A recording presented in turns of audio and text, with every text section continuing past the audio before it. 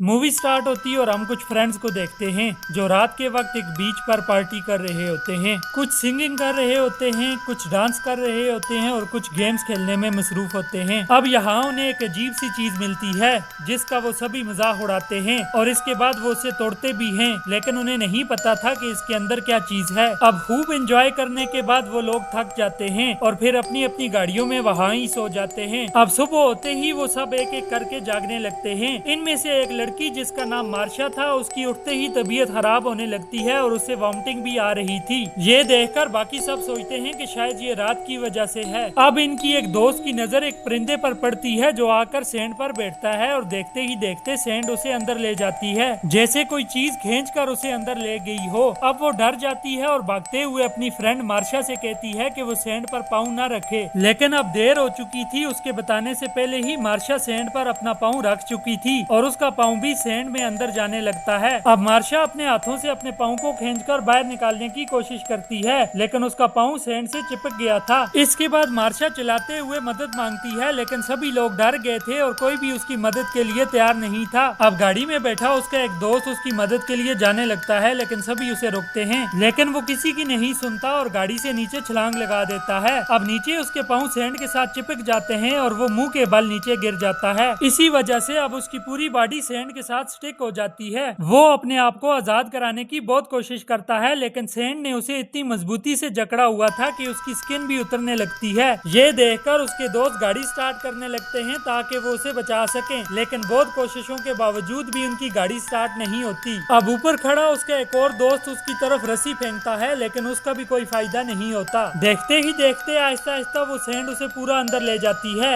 ये देखकर वो सभी बहुत डर जाते हैं और कहते हैं कि उन्हें जल्द से जल्द यहाँ से निकलना होगा, नहीं तो वो सभी मारे जाएंगे। अब ड्राइविंग सीट पर बैठा एक लड़का जिसका नाम जोना होता है, वो दोबारा से गाड़ी को स्टार्ट करने की कोशिश करता है, लेकिन गाड़ी स्टार्ट होने का नाम ही नहीं ले रही थी। इसके बाद हम वहाँ एक हेल्दी आदमी को देखते हैं जो एक ड्रम में होता है। उसकी आंख खुलते ही वो हिलने लगता है और कहता है कि मुझे यहाँ से निकालो। उसके दोस्त उसे बोलते हैं कि प्लीज हिलो मत, अगर तुम नीचे गिर गए और सैंड के साथ टच हो गए तो ये सैंड तुम्हें खा जाएगी। लेकिन वो किसी की नहीं सुनता क्योंकि वो इन सब बातों से अनजान था। अब उसके दोस्त उसे कहते हैं कि हमने हेल्प के लिए कहा है और 2 घंटे में कोई न कोई हमें बचाने यहाँ आ जाएगा, इसीलिए तुम थोड़ा बर्दाश्त करो। इसके बाद वो मान जाता है, लेकिन हकीकत में ऐसा कुछ भी नहीं था। उन्होंने हेल्प के लिए किसी को भी कॉल नहीं की थी। अब यहाँ एक लड़की कहती है कि कल रात हमने यहाँ ही पार्टी की थी, तब हम रेत में नहीं गए, लेकिन आज हम रेत में जा रहे हैं और हमारे साथ और भी लोग थे, वो कहाँ चले गए। फिर वो खुद ही एज्यूम करते हैं कि शायद उन सब लोगों को रेत खा गई है और हम रेत के साथ डायरेक्ट टच नहीं थे और अपनी गाड़ियों में थे, इसीलिए हम बचे हुए हैं। अब थोड़ी देर बाद वो हेल्दी आदमी फिर से चलाने लगता है और कहता है कि मुझे सन रेज तंग कर रही है, मैं अब और यहाँ नहीं रुक सकता। ये सुनकर उसका एक दोस्त उसकी तरफ सन ब्लॉक क्रीम फेंकता है और कहता है कि इसे लगा लो। फिर वो हेल्दी आदमी उसे लगा लेता है, जिससे उसे थोड़ी राहत होती है और फिर वो सुकून से वहाँ ही बैठ जाता है। अब थोड़ी देर बाद उनकी नजर एक चीज पर पड़ती है और वो समझ जाते हैं कि ये वही चीज है जिसका रात को ये मजाक बना रहे थे और उसे डैमेज भी किया था, और यही इनकी सबसे बड़ी गलती थी क्योंकि वो एक अंडा था। अब वो सोचते हैं कि इस अंडे के अंदर जो भी क्रिएचर या जो भी चीज थी, शायद वही इस सैंड के अंदर चली गई है और वही इन सबको खा रही है। अब वहाँ खड़ी एक लड़की सैंड में एक चीज फेंकती है और सैंड उसे भी अंदर ले जाती है, जिससे वो आइडिया लगाते हैं कि वो क्रिएचर अभी भी सैंड के अंदर ही है। इसके बाद जोना कहता है कि हम यहाँ बैठकर मरने का इंतजार नहीं कर सकते, हमें खुद कुछ करना होगा।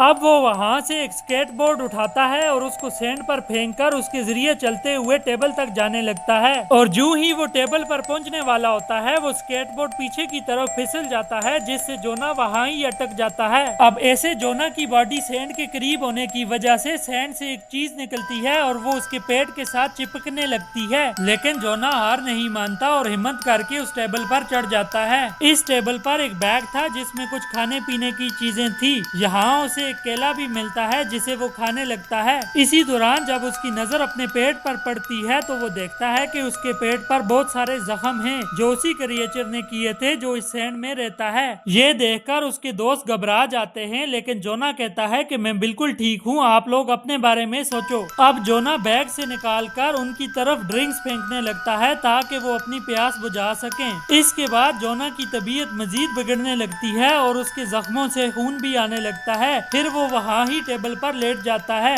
अब गाड़ी में बैठी एक लड़की कहती है कि हम सब के मोबाइल गाड़ी की डिग्गी में पड़े हुए हैं, हमें किसी तरह से वो निकालने होंगे ताकि हम मदद मंगवा सकें। लेकिन गाड़ी में बैठे बैठे डिग्गी खोलकर मोबाइल निकालना ये बड़ा ही मुश्किल काम था। फिर उसकी दोस्त कहती है कि मैं गाड़ी के बम्पर पर खड़ी होकर ये काम करूंगी। अब वो हिम्मत करके वहाँ पहुँच जाती है और वो अपनी पहली ट्राई में नाकाम रहती है। फिर उसे ब्लैक हेयर लड़की एक कपड़ा पकड़ाती है ताकि वो नीचे न गिर जाए, लेकिन इसके बावजूद वो डिग्गी नहीं खोल पाती। इसके बाद शिप पर खड़े उसके दोस्त उसे एक रॉड पकड़ाते हैं और फिर फाइनली वो लड़की गाड़ी की डिग्गी खोल लेती है। इसी दौरान वहाँ एक गाड़ी आने लगती है। दरअसल वो वहाँ का सुपरवाइजर था जो डेली बीच पर राउंड लगाता है। अब सब उसकी तरफ देखने लगते हैं और उसे मदद के लिए पुकारते हैं। इसी चक्कर में वो लड़की स्लिप हो जाती है और गाड़ी की डिग्गी बंद होने की वजह से उसकी फिंगर्स गाड़ी की डिग्गी में आ जाती हैं और वो दर्द से चलाने लगती है। वहाँ सुपरवाइजर उन्हें देखकर कहता है कि लोग ड्रग्स लेकर न जाने कैसे कैसे काम करते हैं। तब वो सब उसे बताते हैं कि हम मुश्किल में फंसे हुए हैं। इसीलिए वो सुपरवाइजर गाड़ी लेकर उनके पास आता है और जब वो नीचे उतरने लगता है तो सब उसे मना करते हैं और कहते हैं कि रेत में कोई चीज है जो आपको अंदर ले जाएगी। लेकिन जब वो नीचे उतरता है तो वो सब ये देखकर हैरान हो जाते हैं कि सैंड उसे कुछ भी नहीं कहती। अब वो सुपरवाइजर पहले तो जोना के पास आता है और उसकी हालत देखकर परेशान होता है और कहता है कि ये सब किसने किया है। इसके बाद वो हेल्दी आदमी के पास जाता है और उसे ड्रम से बाहर निकालने की कोशिश करता है, लेकिन वेट ज्यादा होने की वजह से वो अकेला उसको बाहर नहीं निकाल पाता। इसीलिए वो गाड़ी के पास जाता है जहाँ एक लड़की की उंगलियां गाड़ी की डिग्गी में फंसी हुई थी, लेकिन वो वहाँ जाकर भी उसकी हेल्प नहीं करता। इसीलिए शिप पर खड़ी उसकी दोस्त चिल्लाने लगती है। अब सुपरवाइजर शिप के पास जाता है और कहता है कि तुम्हें मसला क्या है, तुम मुझसे इतनी बदतमीजी क्यों कर रही हो। तब वो लड़की उसे कहती है कि तुम्हें नजर नहीं आ रहा कि हम लोग यहाँ मुसीबत में फंसे हुए हैं, ये सैंड पहले ही हमारे 2 दोस्तों को खा चुकी है। तब सुपरवाइजर कहता है कि अगर ऐसी ही बात है तो ये सैंड मुझे क्यों नहीं खा रही। इसके बाद वो सुपरवाइजर उन दोनों को शिप से नीचे आने का बोलता है,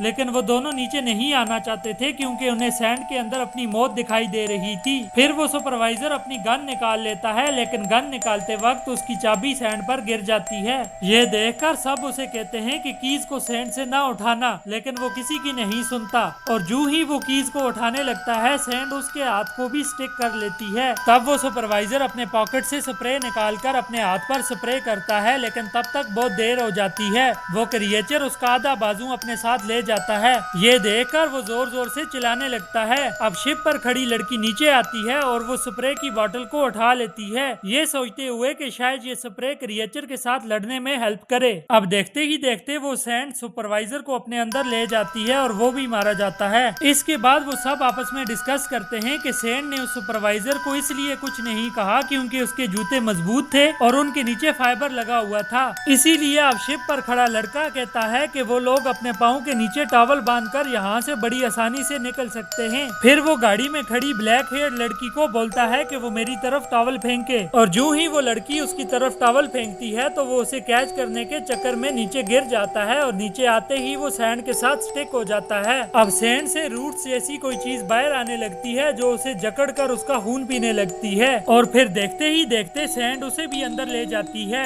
और उसके साथ भी वही होता है जो उसके दोस्तों के साथ हुआ था। ये सीन बहुत इमोशनल था। अपने उस दोस्त को मरते देखकर सभी रोने लगते हैं। ब्लैक हेयर लड़की भी अपने कानों पर हाथ रख के रोने लगती है। अब शिप पर खड़ी लड़की उसे कहती है कि रोने से कुछ नहीं होगा, ग्रिल को उठाकर नीचे रखो। ब्लैक हेयर लड़की ऐसा ही करती है। अब वो लड़की एक और ग्रिल को तोड़कर नीचे रखती है और फिर वो छलांग लगाकर खुद भी गाड़ी में आ जाती है। गाड़ी में आते ही वो ब्लैक हेयर लड़की को चांटा मारती है और कहती है कि ये सब तुम्हारी वजह से हुआ है क्योंकि ये तुम्हारा ही प्लान था। हालांकि उस बेचारी की कोई भी गलती नहीं थी, वो तो सबकी मदद करना चाहती थी। इसके बाद वो दोनों उस लड़की को निकालने की कोशिश करती हैं जिसकी उंगलियां गाड़ी की डिग्गी में फंसी होती हैं और फिर वो दोनों कामयाब भी हो जाती हैं। अब एक लड़की उसकी उंगलियों पर टॉवल बांधती है ताकि ब्लड रुक जाए। इसी दौरान हम उस हेल्दी आदमी को भी देखते हैं जो ड्रम में फंसा हुआ था। वो यहाँ थक चुका था क्योंकि ड्रम के कॉर्नर से टकराने की वजह से उसकी बॉडी से ब्लड भी निकल रहा था। अब वो ब्लड जो ही नीचे सैंड पर जाता है तो सैंड से कुछ रूट्स निकलना स्टार्ट हो जाती हैं। शायद उस क्रिएचर को पता चल जाता है कि यहाँ कोई इंसान मौजूद है और अब वो इस हेल्दी आदमी पर अटैक भी कर सकता है। दूसरी तरफ वो तीनों लड़कियां लड़कियां ग्रिल की मदद से कार से टेबल तक एक रास्ता बनाती हैं और सबसे पहले वो ब्लैक हेयर लड़की उन ग्रिल की मदद से जोना तक पहुंच जाती है। उसके बाद उसकी दूसरी दोस्त भी बड़ी ही होशियारी से टेबल तक पहुंच जाती है और लास्ट पर वो इंजर्ड लड़की जब ग्रिल से आ रही होती है तो उसके हाथ से निकलकर कुछ ब्लड के कतरे नीचे सैंड पर गिरते हैं, जिसकी वजह से उस क्रिएचर की रूट्स बाहर निकलती हैं, जिसे देखकर वो लड़की डर जाती है और आउट ऑफ बैलेंस होने की वजह से नीचे सैंड पर गिर जाती है और जालिम सैंड उसे भी पूरा खा जाती है। अब यहाँ ब्लैक हेयर लड़की अपने पाँव पर बहुत सारे टॉवल्स बांधकर सैंड पर चलने लगती है और उसे कुछ भी नहीं होता। ये देखकर जोना और उसकी दोस्त खुश होते हैं। अब ब्लैक हेयर लड़की भागती हुई सुपरवाइजर की गाड़ी के ऊपर आ जाती है। दूसरी तरफ वो हेल्दी आदमी भी खुश होता है और एंजॉय करने लगता है कि अब हम बच जाएंगे और यहाँ से निकल जाएंगे, लेकिन वो इस बात से अनजान था कि क्रिएचर की रूट्स अब उसकी तरफ तेजी से बढ़ रही हैं और वो ड्रम को नीचे से बिल्कुल खाली कर चुकी हैं। अब देखते ही देखते वो रूट्स बड़ी हो जाती हैं और वो इस हेल्दी आदमी की बॉडी को लपेट लेती हैं और फिर वो उसकी बॉडी को सैंड के अंदर ले जाती हैं, जिससे वो बेचारा भी मारा जाता है।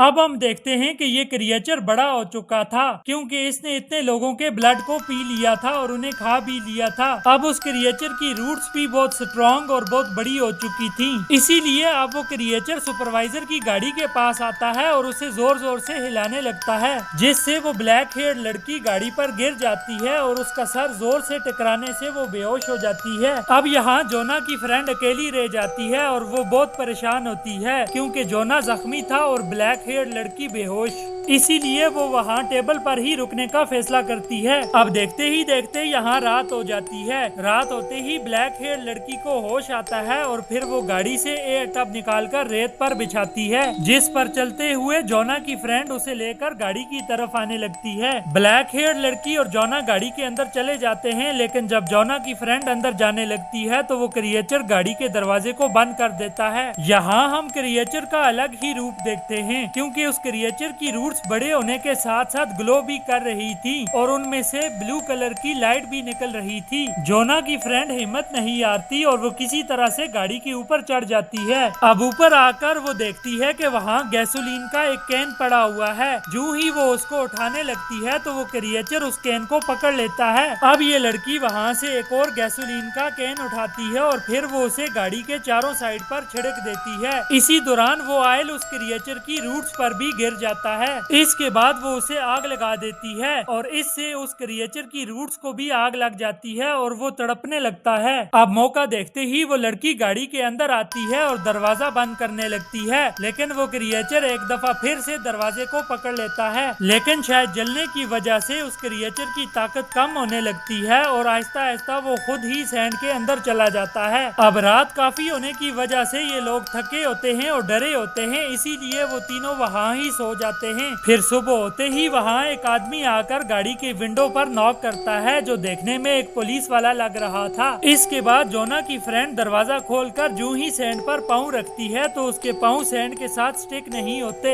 फिर ब्लैक हेयर लड़की भी गाड़ी से बाहर आ जाती है और ये दोनों वहाँ से जाने लगती हैं, क्योंकि कल रात जलने की वजह से वो क्रिएचर मारा गया था और अब ये सैंड बिल्कुल खामोश थी और वहाँ कोई भी खतरा नहीं था। जोना की जख्मों की वजह से रात में ही डेथ हो चुकी थी और ये भी इस मूवी का एक सैड मोमेंट था। और मूवी के लास्ट में हमें एक और शॉकिंग बात का पता चलता है कि वो क्रिएचर अभी भी मरा नहीं है, वो इस टाइम समंदर में है और वो सिटी की तरफ जा रहा है, मतलब उसका अगला टारगेट सिटी है। यहाँ ये मूवी खत्म हो जाती है। तो दोस्तों कैसी लगी आपको ये स्टोरी? ऐसी ही मजीद स्टोरीज देखने के लिए हमारे चैनल को सब्सक्राइब करें। शुक्रिया।